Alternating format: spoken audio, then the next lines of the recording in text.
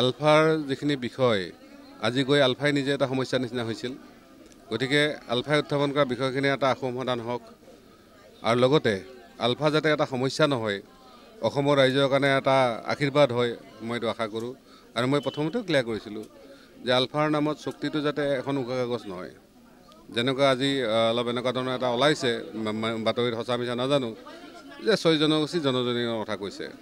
যে আমি যিহেতু এই দাবীৰ পক্ষতে আছোঁ, তেওঁলোকৰ চুক্তিত 6 জনগোষ্ঠী জনজাতিকৰণ হ'ব বুলি নহয়, হৈ গ'ল এইটো কথা হ'লেহে ভাল হ'ব। আমি সেইকাৰণে কৈছোঁ যে তেওঁলোকে যিয়ে চুক্তি নকৰক, এখন উকা কাগজৰ চুক্তি নহয়। BTC বা BSC হোৱাৰ সময়ত যি ধৰণে তেওঁলোকে সংবিধান সংশোধন কৰি চুক্তি কৰিছিল, এই ধৰণৰ চুক্তি হওক।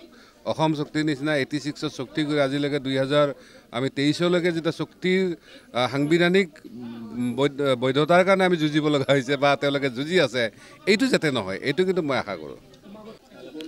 আকৌ এটা আলফাৰ পাৰ্টৰ কথা এটা আহিছে, যেতিয়া মই কৈ থওঁ যে মই কৈছিলোঁ যে আলফাই উত্থাপন কৰা সমস্যাখিনি আৰু আলফা সমস্যাটো দুটা, এই ইছ্যুটো একেবাৰে সমাধান হওক।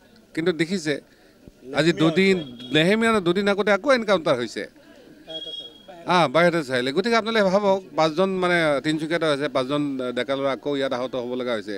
গতিকে এই পৰিস্থিতি কি বুজায়?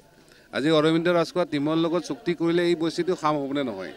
অসমতো মানুহে দেখিছে, ল'ৰাবিলাকে ভাবিছে যে এই চৰকাৰ বা এই যিটো ব্যৱস্থা আছে, এই ব্যৱস্থাত তেওঁলোক কেতিয়াও সুৰক্ষিত নহয়, তেওঁলোকৰ হয়তো সংস্থাপন নহয়। এইকাৰণে হয়তো এইটো হৈছে। গতিকে আমি সেইকাৰণে কৈছোঁ যে এই সমস্যাটোৰ স্থায়ী সমাধান কেতিয়া হ'ব?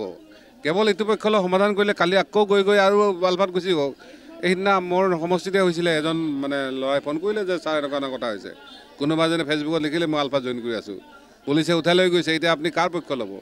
পুলিচে জেলত দি দিছে। তেওঁ এনকাউণ্টাৰ হ'ল নে নহয় মই গম পোৱা নাই, কিন্তু তেনেকুৱা এটা পৰিস্থিতি হৈছে। গতিকে এইটো কিন্তু ভাল লক্ষণ নহয়।